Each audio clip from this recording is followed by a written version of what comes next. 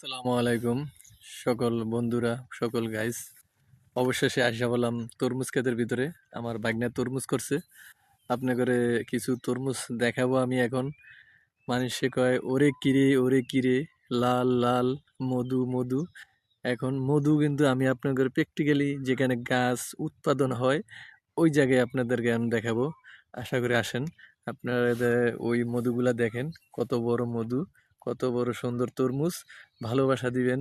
এই তরমুজগুলা আমি আপনাদেরকে দেখাবো। বাইরে যদি ভিডিওগুলা ভালো লাগে একটু শেয়ার করে দিবেন, একটু গঠনমূলক একটু কমেন্ট করে একটু শেয়ার করে দিবেন। ভাই কষ্ট করে আপনাদেরকে ভিডিওগুলো করে দেখাবো। একটু ভাই যদি ভালোবাসা না পাই তাহলে কি করব বলেন। ইনশাল্লাহ দেখেন তরমুজ।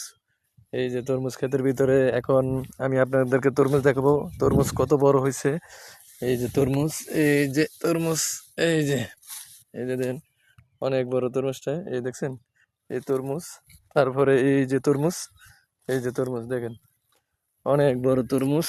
ইনশাল্লাহ আল্লাহর রহমতে বড় তরমুজ। এই যে আমার বাগনার ক্ষেতেও তরমুজ, অনেক সুন্দর তরমুজ দেখেন। এই যে তরমুজ আমি দেখাচ্ছি। তরমুজ সবই ইনশাল্লাহ আল্লাহর রহমতে দিছে। আল্লাহর রহমতে তরমুজ দিছে। অনেক ভালো ফল, আল্লাহর রহমত, আল্লাহর নিজের হাতে দিছে। আল্লাহ পাকের উচুলা ইনশাল্লাহ দেখেন।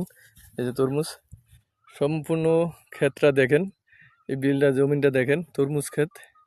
এই হলো তরমুজ ক্ষেত। এই যে পানি দিচ্ছে, তরমুজ ক্ষেতে পানি দিচ্ছে। এই দেখেন, এই যে পানি দিচ্ছে।